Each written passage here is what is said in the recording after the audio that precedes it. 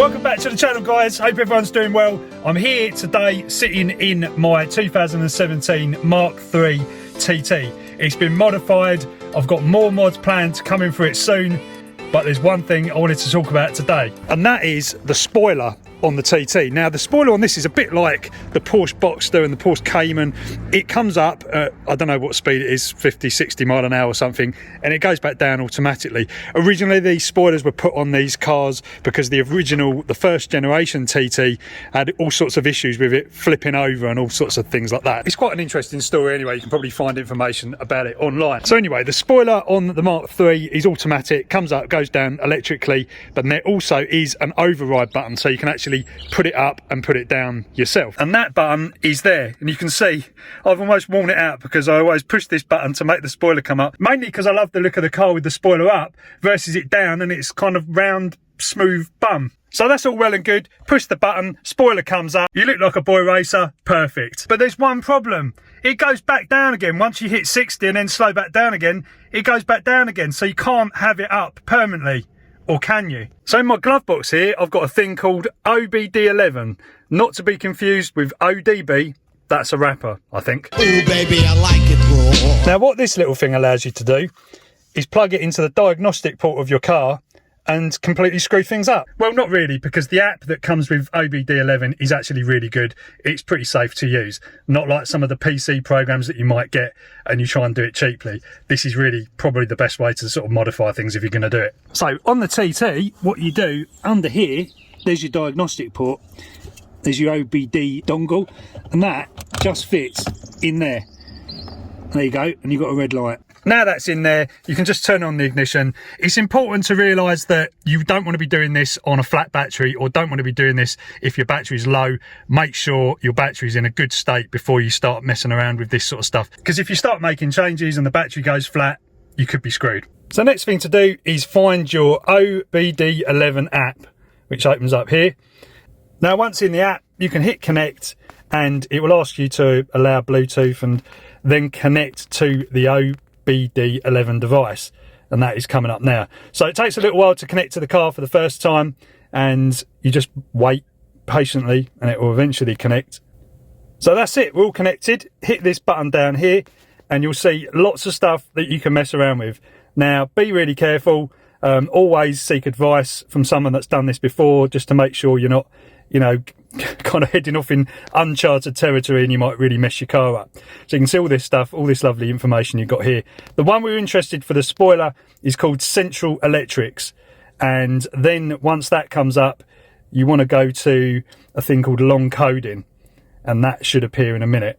So there we go, hit long coding, and then you'll have this come up here. Now sometimes in here you will actually see TT spoiler. In my case, it wasn't there. There was another YouTuber, big shout out to Car Chris, who had explained that, you know, you can access the TT spoiler from this section.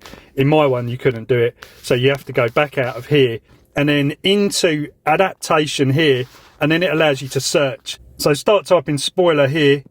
You'll see all Wetterlicht spoiler. Tap that, and then we can actually see TT spoiler there. So hit that. So you can see here what I've selected is Festhead spoiler, which means fixed spoiler.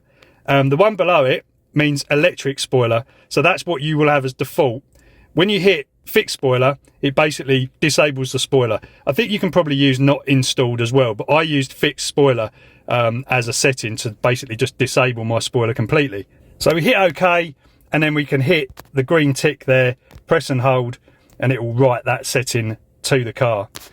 There's a login here. I just basically just use this login. I don't know if those numbers are relevant to my account, but I hit that. I'm not going to do this because I've already done it. So that's how you disable the spoiler. Maybe if you fit an aftermarket spoiler and you don't want it to go up and down, that is how you disable it. But the trick to get the spoiler to stay up is all you got to do is press the button on the car to make the spoiler come up first before you program anything, then disable the spoiler.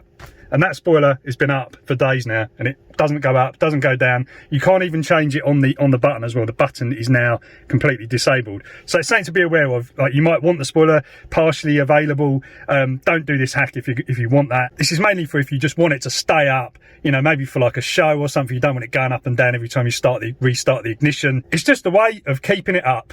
So yeah, the process is turn the car on, press that button, get your spoiler to come up, plug the OBD11 dongle into the car, run the app, do the modification as I've explained it, and it will stay up forever, guys. Now obviously it's important to realise if you do this, the spoiler's obviously going to be always up, the mechanics are not going to be working, it's going to be out in the elements, rain's going to get in, dirt's going to get in, all this sort of stuff. You know, shout out to Darren Rapp from the Audi TT group on Facebook. I've been chatting to him over the weekend, so shout out to you, mate. Loads of useful information. Hopefully I'm going to get him on the channel at some point to show his amazing TT that he's kind of built up over a couple of years. But yeah, basically just remember, if you've got that spoiler up, it's not ideal. The car is not meant to be like that. You know, just take that into consideration. But it was useful to me, and I'm sure it will be to other TT owners as well with this spoiler. You know, you get in the car, you push the spoiler, it goes up, hit 60, it goes back down again, comes to the traffic lights, you're pushing it again, that button is just taking an absolute hammering.